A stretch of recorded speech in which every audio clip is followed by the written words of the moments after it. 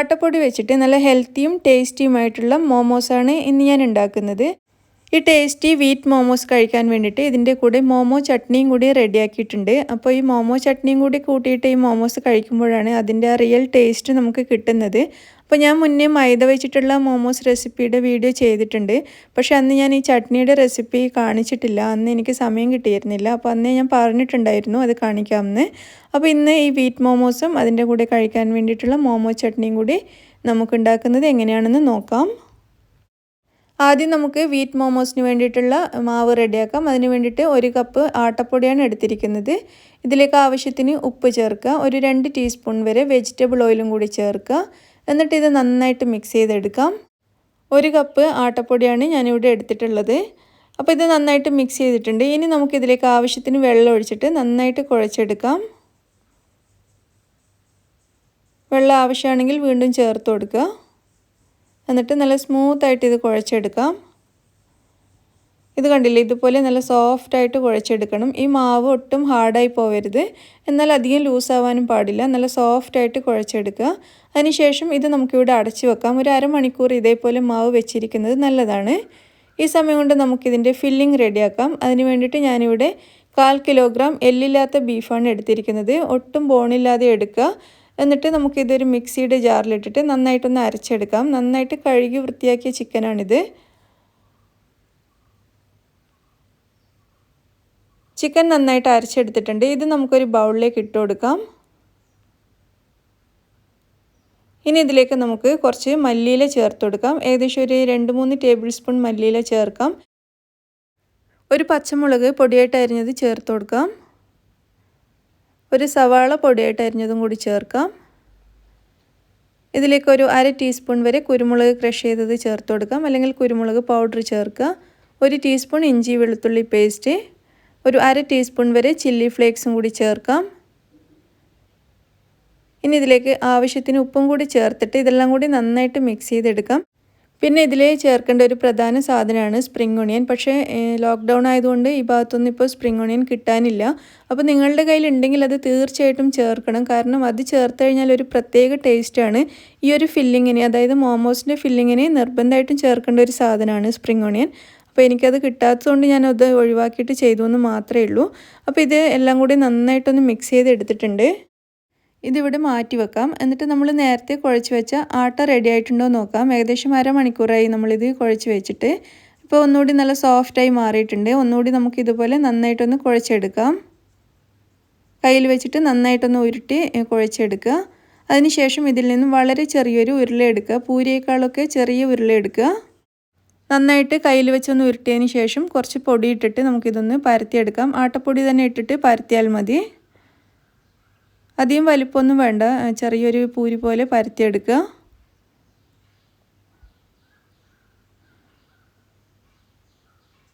ഈ ഒരു വലുപ്പത്തിൽ പരത്തിയാൽ മതി. ഒരു പപ്പടത്തിൻ്റെയൊക്കെ ഒരു വലുപ്പത്തിൽ പരത്തിയെടുക്കുക. അതിനുശേഷം നമ്മൾ ഉണ്ടാക്കിയ ഫില്ലിംഗ് ഒരു 1 അല്ലെങ്കിൽ 1.5 ടേബിൾ സ്പൂൺ വരെ ഇതിലേക്ക് വെച്ച് കൊടുക്കാം. ഫില്ലിംഗ് വെച്ചതിന് ശേഷം നമുക്കിത് ഈ മാവിന് ഇതുപോലെ പ്ലീറ്റ് എടുത്ത് കൊടുക്കാം. ഇതുപോലെ പ്ലീറ്റ് എടുത്തിട്ട് അവിടെ ഒന്ന് പ്രസ് ചെയ്ത് കൊടുക്കണം, എങ്കിലേ അതവിടെ നിൽക്കുള്ളൂ.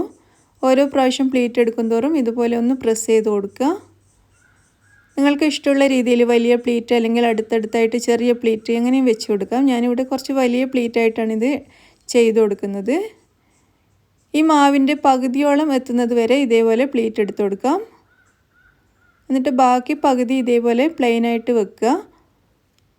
പകുതി ഭാഗമാണ് പ്ലീറ്റ് എടുത്തിരിക്കുന്നത്. ഇനി നമ്മൾ പ്ലീറ്റ് എടുക്കാത്ത ഭാഗവും ഈ പ്ലീറ്റ് എടുത്ത ഭാഗവും തമ്മിൽ ഇതുപോലെ ഒന്ന് യോജിപ്പിച്ചിട്ട് ഒട്ടിച്ചെടുക്കാം. നന്നായിട്ടൊന്ന് പ്രസ് ചെയ്തിട്ട് ഒട്ടിക്കുക. അപ്പോൾ ഇതേപോലെ നമ്മൾ മോമോസ് ഉണ്ടാക്കുകയാണെങ്കിൽ ഇതിൻ്റെ തൊലി ഒട്ടും കട്ടി കൂടിയിട്ട് ഹാർഡായി പോവില്ല. നമ്മൾ വേറൊരു ഷേപ്പിൽ, ഞാൻ കഴിഞ്ഞ പ്രാവശ്യം ഉണ്ടാക്കിയ ഷേപ്പ് നിങ്ങൾ കണ്ടിട്ടുണ്ടാവുമെന്ന് വിചാരിക്കുന്നു. അതാകുമ്പോൾ അതിൻ്റെ മുകൾ ഭാഗം കുറച്ച് കട്ടി കൂടുതലായിരിക്കും. ഈ ഒരു ഷേപ്പിൽ ഉണ്ടാക്കുകയാണെങ്കിൽ തൊലി കട്ടിയായി പോവില്ല. നന്നായിട്ട് വെന്ത് നമുക്ക് നല്ല കഴിക്കാൻ പറ്റുന്ന പാകത്തിലായിട്ട് കിട്ടും. അപ്പോൾ നിങ്ങളുടെ ഇഷ്ടത്തിനനുസരിച്ചുള്ള ഷേപ്പിലാക്കിയെടുക്കാം. ഇന്ന് ഞാൻ ഈ ഒരു ഷേപ്പിലാണ് ഇത് ഉണ്ടാക്കിയെടുക്കുന്നത്. അപ്പോൾ ഇത് നല്ല എളുപ്പമാണ് ഇതേപോലെ ഉണ്ടാക്കാൻ വേണ്ടിയിട്ട്. അപ്പോൾ നമുക്ക് മുഴുവൻ മോമോസും ഇതേപോലെ ഉണ്ടാക്കിയെടുക്കാം.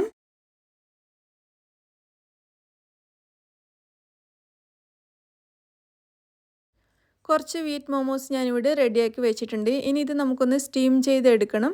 അപ്പോൾ ഒരു പ്രാവശ്യം ഈ 7 മാത്രമേ ഞാൻ ഒരുമിച്ച് സ്റ്റീം ചെയ്യുന്നുള്ളൂ. അത് വേകുമ്പോഴേക്കും നമുക്ക് അടുത്തത് ഉണ്ടാക്കിയെടുക്കാവുന്നതേ ഉള്ളൂ. അപ്പോൾ ഇത് സ്റ്റീം ചെയ്യാൻ വേണ്ടിയിട്ട് ഞാനൊരു സ്റ്റീമർ അടുപ്പത്ത് വെച്ചിട്ടുണ്ട്. ഇതിൽ വെള്ളം നന്നായിട്ട് തിളച്ച് തുടങ്ങിയിട്ടുണ്ട്. ഇനി നമുക്കിതിലേക്ക് കുറച്ച് ഓയിൽ ഇതുപോലെ ഒന്ന് ബ്രഷ് ചെയ്ത് കൊടുക്കാം. കാരണം മോമോസ് ഇതിലേക്ക് ഒട്ടിപ്പിടിക്കാതിരിക്കാൻ വേണ്ടിയിട്ടാണ്. അപ്പോൾ ഒന്ന് നന്നായിട്ട് ഓയിൽ ബ്രഷ് ചെയ്ത് കൊടുത്തിട്ടുണ്ട്. ഇനി നമ്മൾ ഉണ്ടാക്കിയ വീറ്റ് മോമോസ് ഇതിലേക്ക് വെച്ച് കൊടുക്കാം. മുഴുവനും ഇതിലേക്ക് നിരത്തി വെച്ചതിന് ശേഷം ഇത് നമുക്കിവിടെ അടച്ച് വെക്കാം. എന്നിട്ട് കുറഞ്ഞതൊരു 15 മിനിറ്റെങ്കിലും ഇത് നന്നായിട്ട് സ്റ്റീം ചെയ്തെടുക്കണം. 15 മുതൽ 20 മിനിറ്റ് വരെ സ്റ്റീം ചെയ്യുക. കാരണം നമ്മളിതിൽ വേവിക്കാതെ ചിക്കനാണ് വെച്ചിരിക്കുന്നത്. അപ്പോൾ ചിക്കൻ നന്നായിട്ടൊന്ന് വെന്ത് വരാൻ വേണ്ടിയിട്ടുള്ള സമയം വരെ ഇത് സ്റ്റീം ചെയ്തെടുക്കണം. അതുകൊണ്ട് തന്നെ കുറഞ്ഞതൊരു 15 മിനിറ്റെങ്കിലും വേണ്ടി വരും. അത്ര വരെ നമുക്ക് വെയിറ്റ് ചെയ്യാം. ഒരു 15 അല്ലെങ്കിൽ 20 മിനിറ്റൊക്കെ ആയി കഴിയുമ്പോൾ നമുക്കിതൊന്ന് തുറന്ന് നോക്കാം. നമ്മുടെ മോമോസ് ഇവിടെ നന്നായിട്ട് വെന്തിട്ടുണ്ട്. ഇത്രയും സമയം വേവിച്ചതുകൊണ്ട് തന്നെ ഉള്ളിലെ ഫില്ലിങ്ങും കൂടി നന്നായിട്ട് വെന്തിട്ടുണ്ടാവും. ഇത് കണ്ടില്ലേ, നന്നായിട്ട് വെന്ത് വന്നിട്ടുണ്ട്. ഇനി ഇത് നമുക്ക് അടുപ്പത്തുനിന്ന് മാറ്റിയിട്ട് ഒരു പ്ലേറ്റിലേക്ക് മാറ്റാം. നമ്മുടെ നല്ല ടേസ്റ്റി വീറ്റ് മോമോസ് ഇവിടെ റെഡി ആയിട്ടുണ്ട്. ഇതിൻ്റെ ഉൾഭാഗം ഞാൻ കാണിച്ചു തരാം. കണ്ടില്ലേ, ഇതിൽ ചേർത്തിരിക്കുന്ന ചിക്കനൊക്കെ നന്നായിട്ട് വെന്തിട്ടുണ്ട്. കാണാൻ തന്നെ നല്ല ഭംഗിയാണ് ഇതിൽ വെച്ചിരിക്കുന്ന ഫില്ലിംഗ്. അപ്പോൾ നമ്മുടെ ഈ ടേസ്റ്റി വീറ്റ് മോമോസ് കഴിക്കാൻ വേണ്ടിയിട്ട് ഇതിൻ്റെ കൂടെ ഒരു മോമോ ചട്നിയും കൂടി റെഡിയാക്കിയിട്ടുണ്ട്. അതും കൂടി കൂട്ടി കഴിക്കുമ്പോഴാണ് നമുക്ക് നല്ലൊരു ടേസ്റ്റ് കിട്ടുന്നത്. അപ്പോൾ ഈ മോമോ ചട്നി എങ്ങനെ ഉണ്ടാക്കുന്നതെന്ന് നമുക്ക് നോക്കാം. ചട്നി ഉണ്ടാക്കാൻ വേണ്ടിയിട്ട് തക്കാളിയും ഉണക്കമുളകും കൂടി വേവിച്ച് വെച്ചതാണിത്.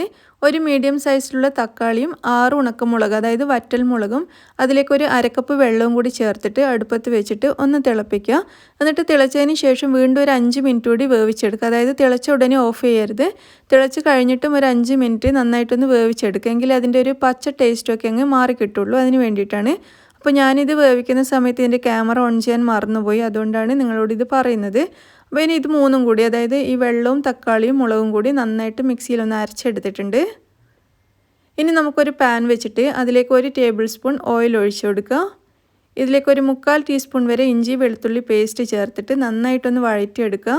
ഇതിൻ്റെ കളറൊന്ന് മാറി വരുന്നത് വരെ നന്നായിട്ടൊന്ന് വഴറ്റുക. അതിനുശേഷം നമ്മൾ അരച്ച് വെച്ച ഈ പേസ്റ്റ് ഇതിലേക്ക് ചേർത്ത് കൊടുക്കാം. ഈ തക്കാളിയും ഉണക്കമുളകും ചേർന്നിട്ടുള്ള പേസ്റ്റ് ഇതിലേക്ക് ചേർക്കുക. എന്നിട്ട് ഇതിലേക്ക് നന്നായിട്ട് മിക്സ് ചെയ്തെടുക്കാം.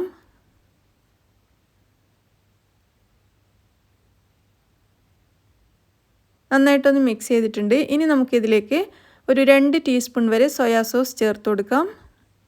എന്നിട്ട് ഇതിലേക്ക് നന്നായിട്ട് മിക്സ് ചെയ്യാം. നിങ്ങൾക്ക് സോയാ സോസിൻ്റെ ഫ്ലേവർ നല്ലോണം വേണമെന്നുണ്ടെങ്കിൽ 1 ടേബിൾ സ്പൂൺ വരെ ചേർത്ത് കൊടുക്കാം. ഇനി നമുക്കിതിലേക്ക് ഒരു 1/2 ടേബിൾ സ്പൂൺ ടൊമാറ്റോ കെച്ചപ്പും കൂടി ചേർക്കാം. എന്നിട്ട് വീണ്ടും നന്നായിട്ടൊന്ന് മിക്സ് ചെയ്യാം. നന്നായിട്ടൊന്ന് മിക്സ് ചെയ്തതിന് ശേഷം ഇതിലേക്ക് നമുക്ക് 1 ടീസ്പൂൺ വിനാഗിരിയും കൂടി ചേർത്തിട്ട് ഒന്നുകൂടി മിക്സ് ചെയ്തെടുക്കാം.